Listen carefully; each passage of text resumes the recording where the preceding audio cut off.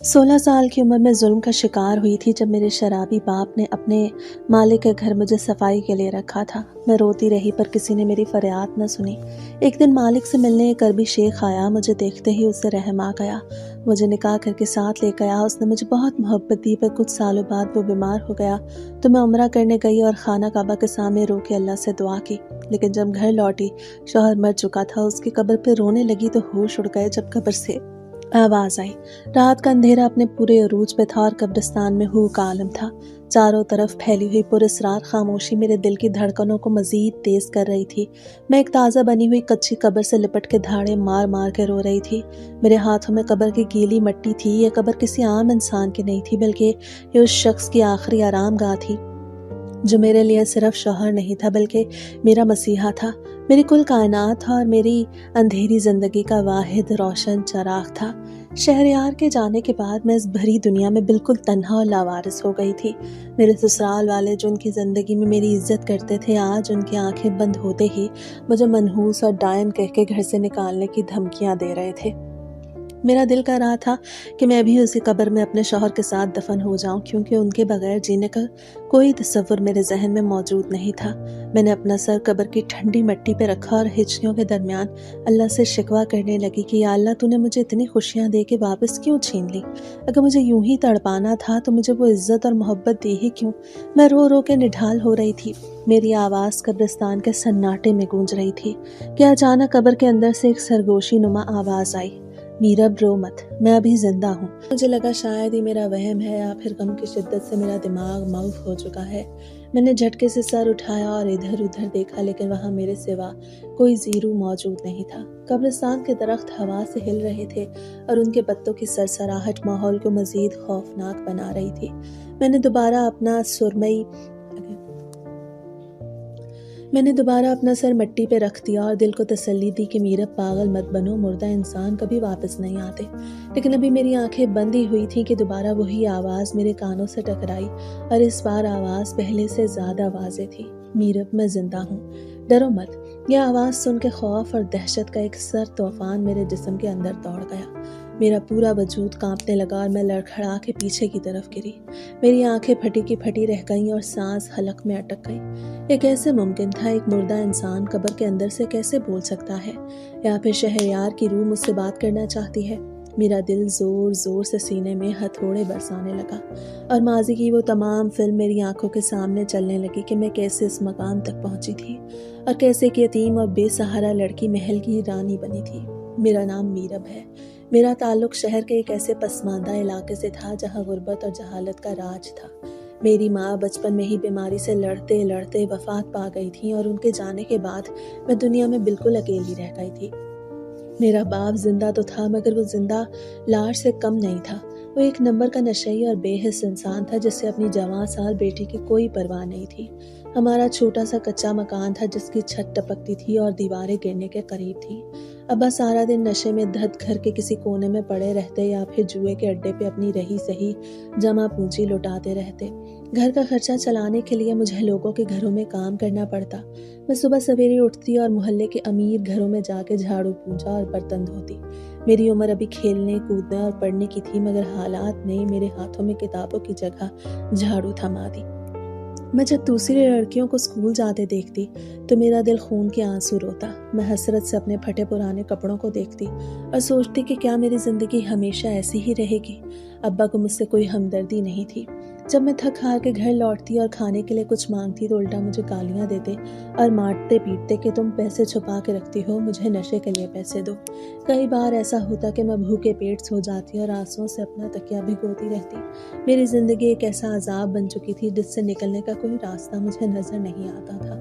मैं अक्सर अल्लाह से दुआ करती कि या तो मेरे हालात बदल दे या फिर मुझे अपनी माँ के पास बुला ले, क्योंकि इस जालिम दुनिया में एक बेसहारा लड़की का जीना बहुत मुश्किल है, खास तौर पर जब उसका अपना बाप ही उसका दुश्मन बन जाए। मोहल्ले के लोग मुझे तरस भरी नज़रों से देखते और कुछ बुरी नज़रों से।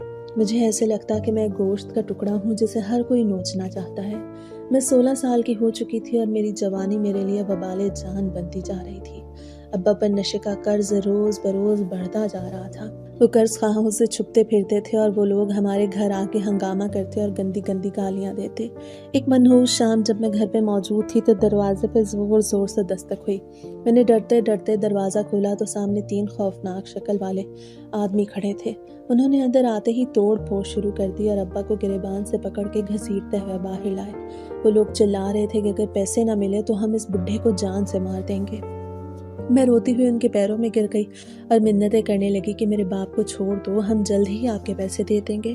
لیکن وہ لوگ درندے تھے، انہوں نے مجھے دھکا دے کے گرا دیا۔ تبھی میرے ماں باپ نے اپنی جان بچانے کے لیے ایک ایسا سودا کیا جس نے میری روح کو کچل کے رکھ دیا۔ ابا نے لرزتی ہوئی آواز میں کہا، میرے پاس پیسے تو نہیں لیکن میرے پاس یہ جوان بیٹی ہے، آپ اسے لے جائیں اور اس سے کام کروا کے اپنا قرض پورا کر لیں۔ یہ سن کے مجھے لگا جیسے آسمان میرے سر پہ گر پڑا ہو۔ میرا اپنا سگا باپ مجھے چند روپوں کی خاطر بھیڑیوں کے حوالے کر رہا تھا۔ میں چیخی چلائی، ابا کے پیر پکڑے کہ خدا کے لیے ایسا ظلم مت کریں، میں آپ کی بیٹی ہوں، کوئی بھیڑ بکری نہیں جسے آپ بیچ رہے ہیں۔ لیکن نشے کی طلب نے ان کے اندر کی غیرت اور انسانیت کو ختم کر دیا تھا۔ ان قرض خواہوں کا سرغنہ چودھری حشمت کا خاص آدمی تھا۔ اس نے میری طرف ایک شیطانی مسکراہٹ کے ساتھ دیکھا اور کہا، ٹھیک ہے، اگر یہ لڑکی چودھری صاحب کی حویلی میں کام کرے گی تو ہم تیرا قرض معاف کر سکتے ہیں۔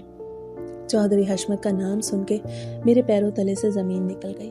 وہ علاقے کا سب سے بڑا بدماش اور عیاش انسان تھا، جس کی حویلی میں جانے والی لڑکیاں کبھی عزت کے ساتھ واپس نہیں آتی تھیں۔ میں نے بہت ہاتھ پیر مارے لیکن وہ ظالم لوگ مجھے گھسیٹتے ہوئے گاڑی میں ڈال کے لے گئے اور میں حسرت سے اپنے گھر کے دروازے کو دیکھتی رہ گئی، جہاں میرا باپ نشے کی پڑیاں ملنے کی خوشی میں بے حس پڑا تھا اور میں اپنی بربادی کے سفر پہ روانہ ہو چکی تھی۔ چودھری حشمت کی حویلی کیا تھی؟ وہ تو میرے لیے ایک جیتا جاگتا جہنم تھا۔ مجھے وہاں ایک نوکرانی کی حیثیت سے لایا گیا، مگر میرا رتبہ وہاں کے پالتو جانوروں سے بھی بدتر تھا۔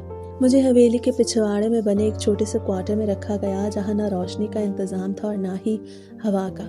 صبح سورج نکلنے سے پہلے مجھے اٹھا دیا جاتا اور پھر رات گئے تک مجھ سے وہ کام لیے جاتے جو ایک مرد کے بس کی بات بھی نہیں تھے۔ پوری حویلی کے قالین دھونا، بڑے بڑے دیگچے مانجنا اور باغ کی صفائی کرنا میری ذمہ داری تھی۔ چودھری کی بیگم انتہائی سخت گیر اور ظالم عورت تھی جسے مجھ پر ذرا بھی ترس نہیں آتا تھا۔ ذرا سے گرد نظر آنے پہ وہ مجھے بالوں سے پکڑ کے گھسیٹتی اور تھپڑوں کی بارش کر دیتی۔ مجھے کھانے کے لیے ان کا بچا ہوا جھوٹا کھانا دیا جاتا جو میں آنسوؤں کے ساتھ نگل لیتی، لیکن ان سب تکالیف سے بڑھ کے جو چیز مجھے ہر وقت خوفزدہ رکھتی وہ چودھری حشمت کی میلی اور ہوس بھری نظریں تھیں۔ وہ جب بھی میرے پاس سے گزرتا تو مجھے ایسی نظروں سے گھورتا کہ مجھے لگتا جیسے وہ لباس کے پار دیکھ رہا ہے۔ میں ڈر کے مارے دوپٹے میں سمٹ جاتی اور دل ہی دل میں آیت الکرسی کا ورد کرتی رہتی۔ کئی بار اس نے مجھے اکیلے میں روکنے کی کوشش کی لیکن میں کسی نہ کسی بہانے سے بھاگ جاتی۔ مجھے ہر رات یہ ڈر لگا رہتا کہ آج کی رات شاید میری عزت کی آخری رات ہو۔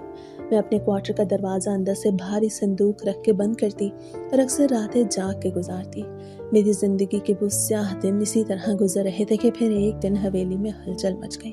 پتہ چلا کہ شہر سے کچھ بہت بڑے مہمان آ رہے ہیں جو چودھری صاحب کے ساتھ شکار کھیلنے جائیں گے۔ بیگم صاحبہ نے پورے گھر کو سر پہ اٹھا لیا اور مجھے حکم دیا کہ ڈرائنگ روم کو شیشے کی طرح چمکا دوں۔ میں سارا دن صفائی میں لگی رہی۔ شام کو جب مہمان آئے تو میں باورچی خانے میں کام کر رہی تھی۔ مہمانوں میں ایک شخصیت ایسی تھی جو باقی سب سے الگ تھی۔ ان کا نام شیخ شہریار تھا اور وہ ایک عرب بزنس مین تھے۔ ان کا لباس، ان کی گفتگو، ان کا انداز سب کچھ شاہانہ تھا۔ وہ چودھری حشمت کے دوست تو نہیں لگتے تھے مگر شاید کسی کاروباری سلسلے میں وہاں آئے تھے۔ بیگم صاحبہ نے مجھے ٹرے میں شربت کے گلاس دے کے ڈرائنگ روم میں بھیجا۔ میرے ہاتھ کانپ رہے تھے کیونکہ میں جانتی تھی کہ وہاں چودھری حشمت بھی موجود ہیں۔ میں نظریں جھکائے اندر داخل ہوئی اور مہمانوں کو شربت پیش کرنے لگی۔ جب میں شہریار کے سامنے پہنچی تو میرے پیر میں قالین کا کونا الجھا اور میرے ہاتھ سے ٹرے چھوٹ گئی۔ شیشے کے گلاس زمین پہ گر کے چکنا چور ہو گئے اور شربت کا لال رنگ قالین پر پھیل گیا۔ کمرے میں ایک سناٹا چھا گیا۔ چودھری حشمت غصے سے آگ بگولا ہو گیا اور اس نے اٹھ کے مجھے ایک زوردار تھپڑ مارا اور گندی گالیاں دینے لگا۔ میں نے ڈر کے مارے رونا شروع کر دیا اور زمین پہ بیٹھ کے کانچ کے ٹکڑے چننے لگی۔ میرے ہاتھوں میں کانچ چبھ رہے تھے اور خون بہہ رہا تھا لیکن مجھے اپنے ہاتھوں کے درد سے زیادہ اپنی بے عزتی کا درد محسوس ہو رہا تھا۔ بیگم صاحبہ بھی اندر آ گئی اور مجھے مارنے کے لیے ہاتھ اٹھایا۔ تبھی ایک باروب آواز گونجی، रुक जाएं। ये आवाज़ शहरयार की थी। उन्होंने अपनी जगह से उठ के मेरा हाथ पकड़ा और मुझे खड़ा किया। उनकी आंखों में गुस्सा नहीं बल्कि बेपनाह हमदर्दी थी। उन्होंने चौधरी से कहा कि एक मासूम बच्ची पे हाथ उठाते हुए तुम्हें शर्म आनी चाहिए। ये सिर्फ एक हादसा था। इस वाक़े के बाद मुझे बावर्ची खाने में भेज दिया गया। मैं वहाँ कोने में दुबक के रो रही थी और अपने ज़ख्मी हाथों को देख रही थी जिनसे अभी तक खून रस रहा था। थोड़ी देर बाद वहाँ शहरयार तशरीफ़ लाए। मैं उन्हें देख के डर गई और पीछे हट गई। मुझे लगा शायद वो भी चौधरी की तरह मुझे डांटने या मेरी मजबूरी का फ़ायदा उठाने आए हैं, लेकिन उन्होंने बड़े एहतराम से मुझसे फासले पे खड़े होकर बात की। उनकी आवाज़ में बला की नरमी थी। उन्होंने पूछा, तुम्हारा क्या नाम है और तुम यहाँ काम कर रही हो? तुम बहुत छोटी हो। मैंने हिचकिचाते हुए उन्हें अपनी सारी दास्तान सुना दी कि कैसे मेरे नशाई बाप ने मुझे यहाँ गिरवी रख दिया है और मैं यहाँ कैद हूँ। मेरी बातें सुन के उनके चेहरे पे दुख और कर्ब के साए लहरा गए। उन्होंने मेरी आंखों में झांकते हुए कहा, क्या तुम इस जहन्नुम से निकलना चाहती हो? मैंने बेयकीनी से उनकी तरफ देखा और इस बात में सर हिला दिया। तब उन्होंने मुझसे एक ऐसी बात कही जिसकी तवक्को मैं ख्वाब में भी नहीं कर सकती थी। उन्होंने कहा, मीरब, मैं तुम्हें यहाँ से लेके जाना चाहता हूँ, लेकिन मैं तुम्हें नौकरानी बना के नहीं ले जाऊँगा, क्योंकि मैं तुम्हारी इज्जत नफ्स को मजरूर नहीं करना चाहता। मैं तुम्हें अपनी बीवी बना के इज्जत के साथ अपने घर ले जाना चाहता हूँ, ताकि दुनिया की कोई ताकत तुम पे उंगली ना उठा सके। मैं शादीशुदा नहीं हूँ और एक ऐसे जीवन साथी की तलाश में हूँ जो सच्चा और खरा हो, और मुझे तुम्हारी आंखों में वो सच्चाई नजर आई है। मैं सुन के पत्थर की हो गई। एक अमीर कबीर अरब बिजनेसमैन मुझ जैसी मामूली नौकरानी से शादी की पेशकश कर रहा था। मुझे लगा वो मजाक कर रहे हैं। मैंने कहा, साहब, मैं गरीब और अनपढ़ लड़की हूँ, आप मुझसे शादी करके क्यों अपनी ज़िंदगी ख़राब करेंगे? तो उन्होंने मुस्कुरा के कहा, इज़्ज़त और ज़िल्लत अल्लाह के हाथ में है और मेरे लिए इंसानियत सबसे बड़ा दर्जा है। मुझे तुम्हारी हिफाजत करनी है और निकाह से बेहतर कोई हिफाजत नहीं। तुम सोच लो, मैं कल सुबह तक तुम्हारे जवाब का इंतज़ार करूँगा। मैं सारी रात जागती रही और सोचती रही कि क्या मुझे इस अजनबी शख्स पर भरोसा करना चाहिए, कहीं ये भी चौधरी हशमत जैसा ना हो। लेकिन मेरा दिल गवाही दे रहा था कि वो एक अच्छे इंसान है। उनकी आंखों में हवस नहीं बल्कि हया थी। अगली सुबह मैंने हाँ कर दी। शहरयार ने उसी वक्त चौधरी हशमत को बुलाया और कहा कि वो मेरा सारा कर्ज अदा कर रहे हैं और मुझसे निकाह करना चाहते हैं। चौधरी हशमत तो पैसों का पुजारी था। शहरयार ने उसके मुंह पे नोटों की गड्डियां मारी और मेरे बाप को भी बुला लिया गया। मेरा बाप इतनी रकम देख के अपनी बेटी का सौदा करने पे फौरन राजी हो गया, बल्कि वो तो खुश था कि अब उसे मजीद नशे के पैसे मिल जाएंगे। उसी शाम हवेली में मेरा निकाह शहरयार से पढ़ा दिया गया। मैंने एक सादा सा जोड़ा पहना हुआ था और आंखों में आंसू थे। मैं यकीन नहीं कर पा रही थी कि मेरी किस्मत यूं पलटा खाएगी। निकाह के बाद शहरयार मुझे हवेली से ले के निकले तो मुझे लगा जैसे मैं किसी कैद खाने से रिहा होकर खुली फिजा में आ गई हूँ। मोहल्ले वाले और हवेली के मुलाजिम हैरत से मुझे देख रहे थे कि कल तक जो लड़की झाड़ू देती थी आज वो एक बड़ी गाड़ी में बैठ के रानी बन के जा रही है। शहरयार ने गाड़ी में बैठते ही मुझसे कहा कि मीरब, आज से तुम्हारी पुरानी जिंदगी खत्म और एक नई जिंदगी शुरू। अब तुम्हारी आंखों में कभी आंसू नहीं आएंगे, ये मेरा वादा है। मैंने उनकी तरफ देखा तो मुझे उनके चेहरे पे एक अजीब सा नूर और इत्मीनान नजर आया।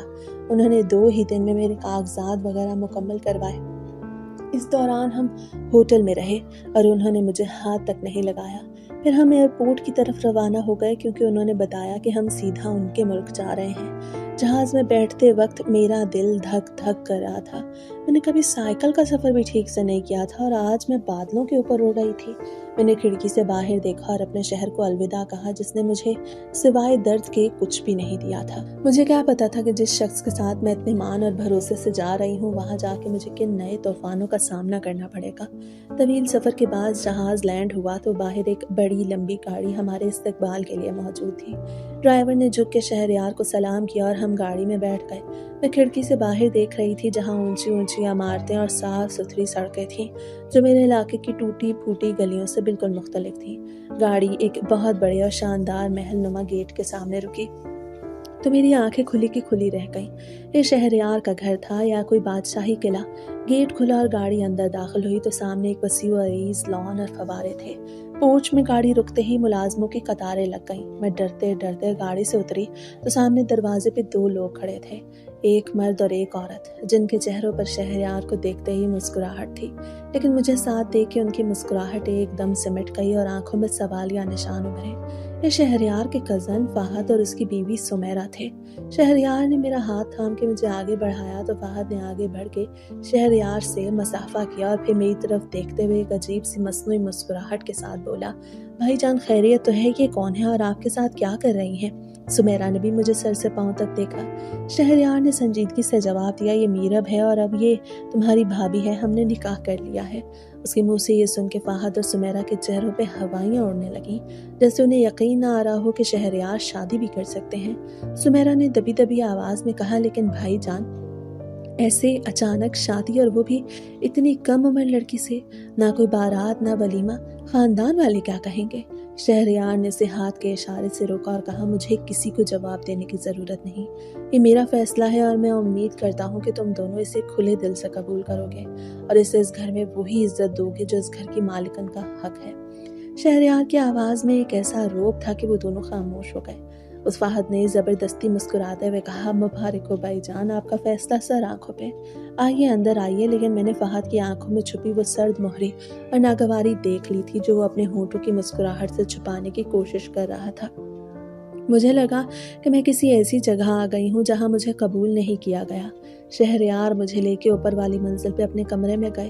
یہ کمرہ میرے پورے گھر سے بھی بڑا تھا، جس میں مخمل کے پردے اور قیمتی قالین بچھے ہوئے تھے۔ میں ڈر کے مارے دروازے کے پاس ہی کھڑی ہو گئی کہ کہیں میرے پیروں سے قالین میلا نہ ہو جائے۔ شہریار نے میری جھجک محسوس کر لی۔ وہ میرے پاس آئے اور نرم لہجے میں بولے، میرب پریشان مت ہو، آج سے یہ تمہارا گھر ہے اور تم یہاں میری بیوی بن کے آئی ہو۔ میں جانتا ہوں کہ یہ سب تمہارے لیے نیا ہے اور شاید تمہیں یہاں گھٹن محسوس ہو، لیکن وقت کے ساتھ ساتھ سب ٹھیک ہو جائے گا۔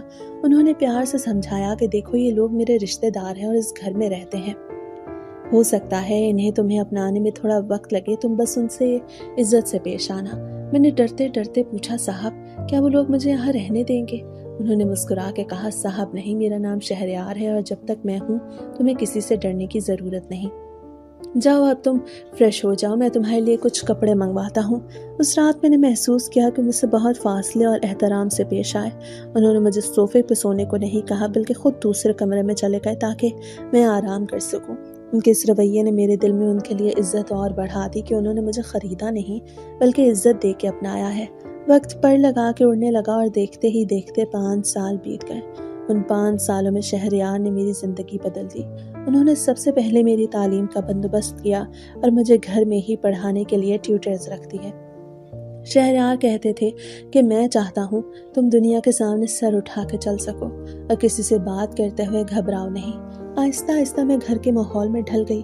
شہریار مجھ سے عمر میں بڑے تھے لیکن ان کی شفقت اور محبت نے اس فرق کو مٹا دیا۔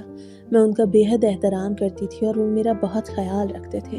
ان 5 سالوں میں فہد اور سمیرہ کا رویہ میرے ساتھ ٹھیک تھا، لیکن وہ کبھی بھی موقع ملنے پہ مجھے احساس دلانا نہیں بھولتے تھے کہ میں غریب گھرانے سے آئی ہوں اور اس محل کے قابل نہیں ہوں۔ اکثر وہ مجھے کہتے کہ دیکھو میرب، تم نے شہریار کو خوش تو رکھا ہے نا، ورنہ وہ دوسری شادی کرنے میں دیر نہیں لگائیں گے۔ ان کی باتیں مجھے چبھتی تھیں لیکن میں شہریار کی خاطر خاموش رہتی۔ ایک رات کھانے کی میز پہ فہد نے باتوں باتوں میں کہا، بھائی جان ماشاءاللہ کاروبار بہت پھیل گیا ہے، لیکن افسوس اس بات کا ہے کہ اسے سنبھالنے والا کوئی وارث نہیں۔ اگر آپ کی اولاد ہوتی تو آج آپ کے ساتھ ہاتھ بٹاتی۔ سمیرہ نے بھی لقمہ دیا، ہاں شادی کو تو 5 سال ہو گئے ہیں، کہیں کوئی مسئلہ تو نہیں، ڈاکٹر کو دکھانا چاہیے۔ شہریار جو خاموشی سے کھانا کھا رہے تھے ایک دم سنجیدہ ہو گئے اور بولے، فہد میرا وارث کون ہوگا اس کی فکر تم مت کرو، اللہ جب چاہے گا دے دے گا، اگر نہ بھی دے تو مجھے میرب سے کوئی شکایت نہیں۔ شہریار نے بات تو ختم کر دی لیکن اس رات میں نے انہیں بالکنی میں دیر تک ٹہلتے ہوئے دیکھا۔ وہ پریشان لگ رہے تھے۔ مجھے محسوس ہوا کہ فہد کی باتیں انہیں اندر ہی اندر کھا رہی ہیں، کیونکہ وہ اولاد کی خواہش ہر مرد کو ہوتی ہے اور میں انہیں یہ خوشی دینے سے قاصر تھی۔ پھر کچھ عرصے بعد اچانک ہماری پرسکون زندگی میں ایک طوفان نے دستک دی۔ شہریار کی صحت گرنے لگی۔ وہ جو ہمیشہ چاق و چوبند رہتے تھے اب انہیں تھکاوٹ رہنے لگی اور سر میں شدید درد کی شکایت ہونے لگی۔ شروع میں تو انہوں نے اسے کام کا بوجھ سمجھ کے نظر انداز کر دیا، لیکن پھر نوبت یہاں تک آ گئی کہ انہیں چکر آنے لگے اور کھانا پینا بھی مشکل ہو گیا۔ ہم نے کئی ڈاکٹرز کو دکھایا لیکن کوئی بھی مرض کی صحیح تشخیص نہیں کر پا رہا تھا۔ فہد اور سمیرہ بہت پریشان نظر آتے اور روزانہ نئے حکیموں اور ڈاکٹروں کے نسخے بتاتے، لیکن ان کی آنکھوں میں مجھے ایک عجیب سی تسلی نظر آتی، جیسے وہ اسی دن کا انتظار کر رہے ہوں۔ ایک دن شہریار کو قے ہوئی تو اس میں خون کی آمیزش تھی۔ میں بری طرح گھبرا گئی، ان کا رنگ پیلا پڑ گیا اور بہت کمزور ہو گئے۔ مجھے شک ہونے لگا کہ کہیں کھانے میں انہیں کچھ دیا تو نہیں جا رہا، کیونکہ پچھلے کچھ مہینوں سے کچن کا سارا انتظام سمیرہ نے سنبھال لیا تھا۔ اس نے پرانے باورچی کو ہٹا کے ایک نیا آدمی رکھا تھا۔ میں نے شہریار سے اپنے شک کا اظہار کرنا چاہا، لیکن ان کی حالت دیکھ کے ہمت نہ ہوئی۔ وہ اتنے نڈھال تھے کہ بستر سے اٹھنا بھی ان کے لیے مشکل ہو گیا تھا۔ وہ بس میرا ہاتھ پکڑ کے لیٹے رہتے اور کہتے کہ میرب تم میرے پاس رہو، مجھے سکون ملتا ہے۔ ان کی یہ حالت دیکھ کے میرا دل خون کے آنسو روتا تھا۔ ایک شام شہریار کی طبیعت بہت زیادہ بگڑ گئی، ان کا سانس پھول رہا تھا۔ انہوں نے مجھے اشارے سے اپنے قریب بلایا اور بہت دھیمی آواز میں بولے، میرب میری بات غور سے سنو، شاید میرے پاس وقت بہت کم ہے۔ میں نے روتے ہوئے ان کے منہ پہ ہاتھ رکھ دیا اور کہا، خدا را ایسی باتیں مت کریں، آپ کو کچھ نہیں ہوگا، ہم کل ہی بیرون ملک علاج کے لیے جائیں گے۔ شہریار نے نفی میں سر ہلایا اور میری آنکھوں میں دیکھتے ہوئے بولے، بیرون ملک جانے کی ہمت اب مجھ میں نہیں رہی، لیکن میری یہ خواہش ہے اور تمہیں میری خاطر اسے پورا کرنا ہوگا۔ میں نے تڑپ کے کہا، آپ حکم کریں، میں آپ کے لیے اپنی جان بھی دے سکتی ہوں۔ انہوں نے میرے سر پہ ہاتھ رکھا اور بولے، مجھے تمہاری جان نہیں چاہیے، میں چاہتا ہوں تم کل ہی عمرے پہ جاؤ اور وہاں جا کے اللہ کے گھر میں میرے لیے دعا کرو، شاید اللہ تمہارے آنسوں کی لاج رکھ لے اور مجھے صحت دے دے۔ میں حیران رہ گئی کہ اس نازک وقت میں وہ مجھے خود سے دور کیوں بھیج رہے ہیں۔ میں نے انکار کیا کہ میں آپ کو اس حالت میں اکیلا چھوڑ کے نہیں جاؤں گی، یہاں مجھے فہد اور سمیرہ پہ بھروسہ نہیں ہے۔ لیکن شہریار نے ضد کی اور کہا، میرب یہ میرا حکم ہے اور شاید میری آخری خواہش بھی، اگر تم نے میری بات نہ مانی تو میں تمہیں کبھی معاف نہیں کروں گا۔ ان کے لہجے میں ایسی سختی اور مجبوری تھی کہ میں انکار نہ کر سکی۔ میں نے روتے ہوئے حامی بھر لی، لیکن میرا دل کسی انہونی کے خوف سے کانپ رہا تھا۔ مجھے لگ رہا تھا کہ شہریار مجھ سے کچھ چھپا رہے ہیں اور مجھے جان بوجھ کے اس گھر سے دور بھیجنا چاہتے ہیں۔ اسی رات جب سب سو گئے تو شہریار نے مجھے اپنے پاس بلایا۔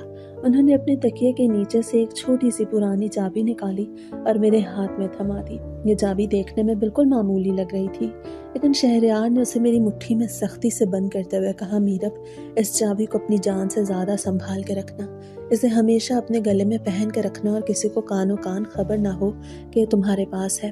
میں نے حیرت سے پوچھا، یہ کس چیز کی چابی ہے؟ تو انہوں نے پراسرار لہجے میں کہا، یہ تمہاری حفاظت کی چابی ہے، وقت آنے پہ تمہیں سب پتہ چل جائے گا۔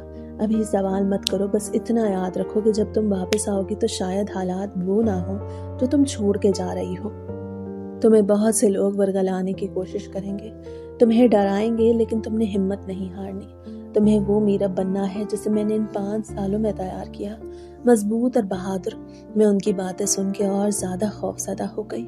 وہ ایسی باتیں کیوں کر رہے تھے جیسے کہ ہماری آخری ملاقات ہو؟ میں نے وہ چابی اپنے گلے کی زنجیر میں ڈال کے قمیص کے اندر چھپا لی۔ شہریار نے مجھے سینے سے لگایا اور دیر تک خاموشی سے میرے سر پہ ہاتھ پھیرتے رہے۔ ان کی آنکھوں سے گرنے والے آنسو میرے ماتھے پہ گر رہے تھے، جو مجھے بتا رہے تھے کہ معاملہ صرف بیماری کا نہیں بلکہ کچھ اور بھی ہے جو وہ مجھ سے چھپا رہے ہیں۔ اگلی صبح میری روانگی کا وقت آ گیا۔ فہد اور سمیرہ لاؤنج میں کھڑے تھے۔ فہد کے چہرے پہ ایک عجیب سی سنجیدگی تھی، لیکن اس کی آنکھیں مسکرا رہی تھیں جیسے وہ بہت خوش ہو کہ میں جا رہی ہوں۔ سمیرہ نے میرے گلے لگتے ہوئے کہا، بھابھی آپ بے فکر ہو کے جائیں، بھائی جان کا ہم بہت خیال رکھیں گے، آپ بس دعا کریں اللہ انہیں صحت دے۔ ان کا لہجہ اتنا میٹھا تھا کہ مجھے اور زیادہ گھبراہٹ ہونے لگی۔ میں شہریار کے کمرے میں گئی، وہ بستر پہ لیٹے آنکھیں بند کیے ہوئے تھے۔ میں نے ان کے ہاتھ کو بوسہ دیا تو انہوں نے آنکھیں کھولی۔ ان کی آنکھوں میں بلا کی اداسی تھی۔ انہوں نے صرف اتنا کہا، جاؤ میرب اور اللہ پہ بھروسہ رکھنا۔ میں الٹے قدموں روتی ہوئی کمرے سے نکلی۔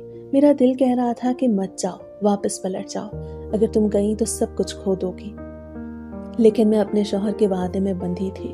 میں گاڑی میں بیٹھی تو فہد کی کھڑکی کے پاس آیا اور بولا، بھابھی جان سفر بخیر، آپ فکر نہ کیجیے گا، ہم سب سنبھال لیں گے۔ میں نے اس سے کوئی جواب نہ دیا اور شیشہ اوپر کر لیا۔ گاڑی چل پڑی اور میں پیچھے مڑ مڑ کے اس محل کو دیکھتی رہی جو میری جنت تھا، اور اب مجھے وہ ایک ایسے قید خانے کی طرح لگ رہا تھا جہاں میرا بیمار شوہر چالاک شکاریوں کے درمیان اکیلا رہ گیا تھا۔ میرا دل خوف سے بیٹھے جا رہا تھا۔ یا اللہ میرے شہریار کی حفاظت کرنا۔ میں پورے راستے دعائیں مانگتی رہی، لیکن میرے دل میں ایک انجانہ خوف بیٹھ گیا تھا۔ میں مکہ مکرمہ پہنچی تو حرم پاک کی فضاؤں نے مجھے اپنے حصار میں لے لیا۔ وہ مقدس مقام جہاں پہنچ کر बड़े बड़े बादशाह भी भिखारी बन जाते हैं। मैं भी एक भिखारन की तरह वहाँ पहुँची। जब मेरी नज़र पहली बार खाना काबा पे पड़ी तो मेरे ज़ब्त के सारे बंधन टूट गए। मैं वहीं सहन में सजदे में गिर गई और अपनी सिसकियों को रोक न सकी। मैंने दीवानों की तरह अल्लाह से फरियाद की कि ऐ मेरे मालिक, मेरे सर के ताज को सलामत रखना। वो मेरी कुल कायनात है, अगर उन्हें कुछ हो गया तो मैं जी नहीं पाऊंगी। मैंने गिलाफ़े काबा को पकड़ के घंटों दुआएं मांगी। मेरा दिल कह रहा था कि अल्लाह मेरी खाली झोली ज़रूर भरेगा।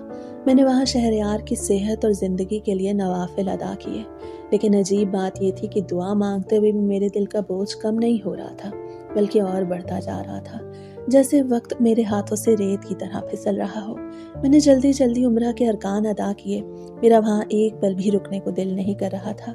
मुझे हर लम्हा शहरयार की आवाज़ें सुना दे रही थी, जैसे वो मुझे पुकार रहे हों। मैंने वापसी की फ़्लाइट में सीट बुक करवाई और पागलों की तरह एयरपोर्ट की तरफ भागी। मेरा बस नहीं चल रहा था कि मैं उड़ के अपने शौहर के पास पहुंच जाऊं। वापसी का सफ़र मेरे लिए सदियों पे मुहित हो गया। जहाज़ की हर गुजरती घड़ी मेरे दिल की धड़कनों को बेतरतीब कर रही थी। मेरे जहन में वसवसे सर उठा रहे थे कि पता नहीं शहरयार किस हाल में होंगे। क्या उन्होंने दवा खाई होगी? क्या फहद और सुमेरा ने उनका ख्याल रखा होगा या उन्हें तन्हा छोड़ दिया होगा?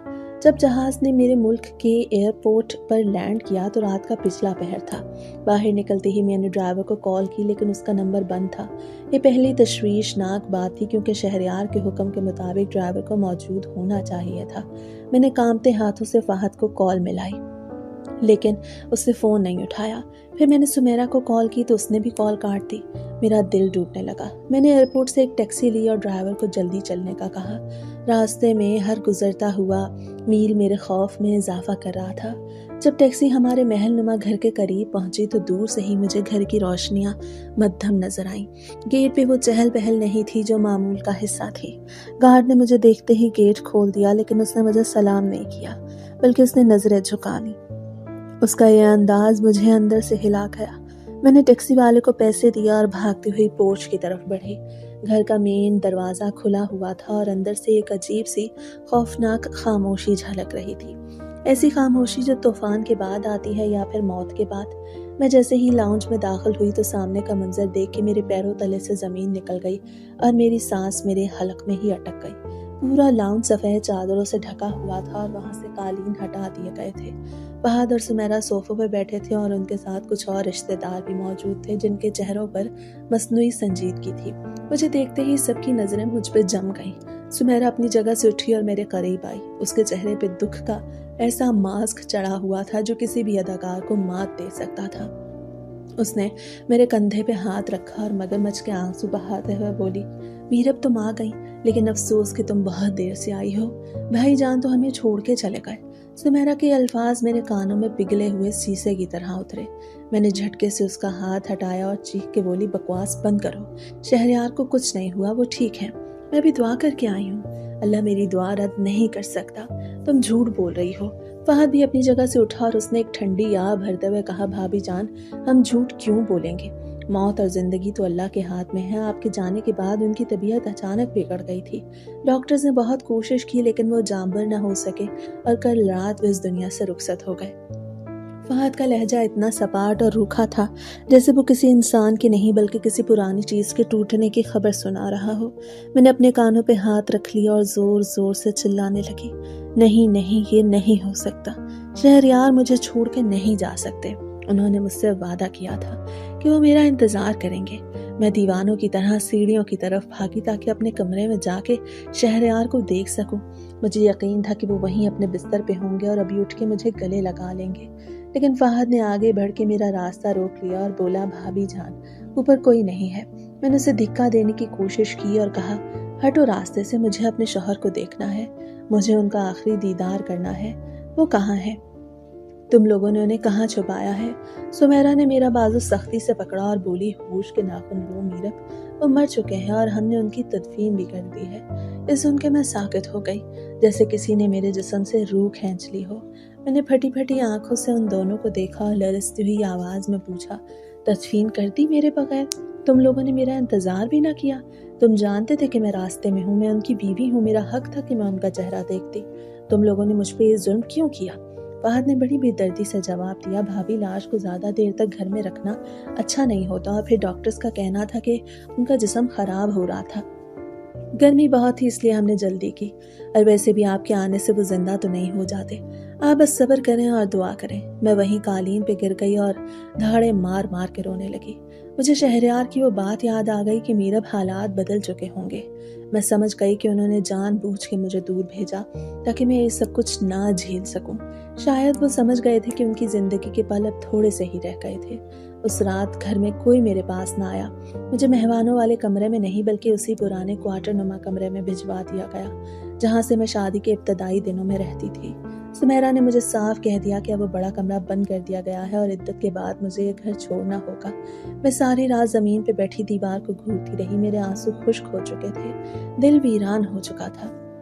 मुझे बार बार शहरयार का ख्याल आता, वो किस कदर तकलीफ में दुनिया से गए होंगे और मैं उनके पास नहीं थी। तभी मेरे हाथ ने मेरे गले में मौजूद उस जंजीर को छुआ जिसमें वो चाबी लटक रही थी जो शहरयार ने मुझे दी थी। मैंने वो चाबी बाहर निकाली और उसे अपनी मुट्ठी में भींच लिया। मुझे शहरयार के अल्फाज याद आए कि मीरब, हिम्मत मत हारना, ये चाबी तुम्हारी हिफाजत की जमानत है। मेरा दिमाग तेजी से चलने लगा कि आखिर इस मामूली सी चाबी में ऐसा क्या राज है। क्या ये किसी तिजोरी की चाबी है? लेकिन तिजोरी के कागजात तो शायद फहद ने पहले ही गायब कर दिए होंगे। फिर मुझे उनकी ये बात याद आई कि मैंने तुम्हें शेरनी की तरह तैयार किया है। मेरा दिल गवाही देने लगा कि कुछ तो है जो मेरी नज़रों से ओझल है। फहद और सुमेरा का इतना मुतमईन होना और इतनी जल्दी तदफीन कर देना, ये सब नॉर्मल नहीं था। मुझे कुछ करना था, मुझे सच का पता लगाना था, चाहे इसके लिए मुझे कुछ भी करना पड़े। रात का दूसरा पहर शुरू हो चुका था और घर में सन्नाटा छाया हुआ था। फहद और सुमेरा शायद अपनी कामयाबी का जश्न मना के सो चुके थे। मैंने आहिस्तगी से अपने कमरे का दरवाज़ा खोला और बाहर निकली।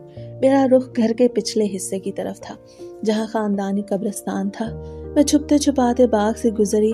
हर आहट पे मेरा दिल उछल के हलक में आ जाता, लेकिन मुझे आज डर नहीं लग रहा था क्योंकि मेरा सब कुछ तो लुट चुका था।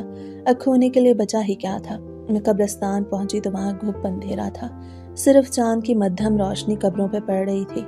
मैं लड़खड़ाते कदमों से आगे बढ़ी और उस नई बनी हुई कब्र को तलाश करने लगी जिस पे ताज़ा फूल पड़े थे। मैं उस कब्र के पास पहुंची और उससे लिपट गई। मैंने मिट्टी पे अपना सर रखा और सिसकते हुए बोली, शहरयार, आप मुझे धोखा दे गए। आपने वादा किया था कि मेरा साथ नहीं छोड़ेंगे। अब मैं किसके सहारे जीऊंगी? ये लोग मुझे नोच खाएंगे। मैं रो रही थी और मिट्टी को अपने हाथों से कुरेद रही थी कि अचानक मुझे ज़मीन के अंदर से एक बहुत ही मध्यम आवाज़ सुनाई दी, जैसे कोई बहुत दूर से बोल रहा हो, मीरब। मैं चौंक गई और अपनी सांस रोक ली। क्या ये मेरा वहम था? आवाज़ दोबारा आई और इस बार ज़्यादा साफ थी। मीरब, मैं जिंदा हूँ। ये आवाज़ सुन के मेरे पूरे जिस्म में सनसनी दौड़ गई। मैं उछल के पीछे हटी और खौफज़दा नज़रों से कब्रों को देखने लगी। यह आवाज़ शहरयार की थी। बिल्कुल वही लहजा, वही अंदाज। आवाज़ ने फिर सरगोशी की, मीरब डरो मत। कब्र की दाईं तरफ वाले कुत्बे के नीचे एक पत्थर है, उसे हटाओ। वहाँ एक लीवर है, उसे खींचो। मैं कांपते हाथों से दाईं तरफ बढ़ी। वह वाकई एक बड़ा सा पत्थर था। मैंने पूरी ताकत लगा के उसे सिरकाया तो उसके नीचे ज़मीन में धंसा हुआ एक लोहे का हैंडल नजर आया। मेरे दिल की धड़कन बेकाबू हो रही थी। मैंने बिस्मिल्लाह पढ़ के उसको पकड़ा और पूरी कुव्वत से ऊपर की तरफ खींचा। एक जोरदार गड़गड़ाहट की आवाज़ आई और कब्र के बिल्कुल साथ वाली ज़मीन का एक हिस्सा स्लाइड की तरह हट गया। नीचे जाती हुई सीढ़ियाँ नजर आने लगी। वहाँ से हल्की सी रोशनी बाहर आ रही थी। मैं हैरत के समुंदर में डूब गई। मैं बिना कुछ सोचे समझे उन सीढ़ियों से नीचे उतरी। ये खुफिया तहखाना था जो काफ़ी बड़ा और हवादार था। सामने कुर्सी पे शहरयार बैठे थे। वो कमज़ोर लग रहे थे लेकिन वो जिंदा थे और मुझे देख के मुस्कुरा रहे थे। मैं भाग के उनके गले लग गई और फूट फूट के रोने लगी। मुझे यकीन नहीं आ रहा था कि यह हकीकत है या ख्वाब। शहरयार ने मुझे दिलासा दिया और मेरे सर पे बोसा देते हुए बोले, मीरब रो मत, देखो मैं बिल्कुल ठीक हूँ। ये सब एक ड्रामा था जो मुझे करना पड़ा। मैंने हैरत से पूछा, लेकिन ये सब कैसे हुआ? आप तो? शहरयार ने मुझे बिठाया और बताया कि फहद और सुमेरा मुझे जहर दे रहे थे। मुझे शक हो गया था लेकिन मेरे पास सबूत नहीं था और वो लोग इतने चालाक थे कि मुझे मार के तबई मौत साबित करना चाहते थे। इसलिए मैंने अपने वफादार डॉक्टर के साथ मिलकर ये मंसूबा बनाया। डॉक्टर ने मुझे एक ऐसी दवा दी जिससे मेरी नब्ज और दिल की धड़कन कुछ वक्त के लिए इतनी मध्यम हो गई कि महसूस नहीं होती थी। फहद ने जल्दबाजी में डॉक्टर की बात पे यकीन कर लिया और मुझे दफना दिया, लेकिन उसे यह नहीं मालूम था कि यह कब्रिस्तान में मौजूद पुरानी कब्र दरअसल मेरे खुफिया बंकर का रास्ता है जिसमें मैं सालों पहले इमरजेंसी के लिए बनवाया था। कब्र के नीचे ऑक्सीजन का इंतज़ाम था और मैं होश में आते ही यहाँ नीचे आ गया। मैं बस तुम्हारा इंतज़ार कर रहा था, क्योंकि ये जो चाबी मैंने तुम्हें दी है ये उस बंकर के अंदर मौजूद उस तिजोरी की है जिसमें मेरी असली जायदाद के कागजात और फहद के खिलाफ सारे सबूत मौजूद हैं जो मैंने खुफिया कैमरों से रिकॉर्ड किए थे। शहरयार ने मुझे वो वीडियोस दिखाई जिनमें फहद और सुमेरा जहर मिलाने और जायदाद हड़पने की मंसूबाबंदी कर रहे थे। वो कह रहे थे कि शहरयार के मरते ही हम मीरब को घर से निकाल देंगे और अगर वो ना गई तो उसे भी मार देंगे। ये सब देख के मेरा खून खौल उठा। शहरयार ने कहा कि मीरब ये खुदा की करनी थी कि तुम आज रात ही यहाँ आ गई, वरना मैं सुबह होने का इंतज़ार कर रहा था। लेकिन तुम्हारी वफादारी और मोहब्बत ने मुझे नई ज़िंदगी दी। तुमने साबित कर दिया कि तुम ही मेरी असल वारिस हो। अब रोने का वक्त ख़त्म हो गया, अब उन जालिमों का हिसाब का वक्त है। हम सारी रात वहीं रहे और सुबह होने का इंतज़ार करते रहे। सुबह होते ही फहद और सुमेरा अपने वकील के साथ लाउंज में बैठे थे और शायद जायदाद की ट्रांसफ़र के कागजात तैयार करवा रहे थे। फहद बहुत खुश था और कह रहा था कि आखिरकार ये सारा महल और दौलत मेरी है। सुमेरा हंस रही थी कि वो 2 टके की नौकरानी अब सड़कों पे रुलेगी। अचानक मैं लाउंज में दाखिल हुई। फहद मुझे देख के तन से बोला, अरे भाभी जान, आप अभी तक गई नहीं? चलें, अच्छा है आखिरी बार इस घर को देख लें, फिर तो आपको नसीब नहीं होगा। मैंने मुस्कुरा के कहा, फहद इतनी जल्दी क्या है, घर के असल मालिक को तो आ लेने दो। फहद ने हैरत से पूछा, क्या मतलब? तभी पीछे से शहरयार की बार-ओ आवाज गूंजी, मतलब ये कि मैं अभी जिंदा हूँ फहद। फहद और सुमेरा ने मुड़ के देखा तो शहरयार पुलिस के साथ खड़े थे।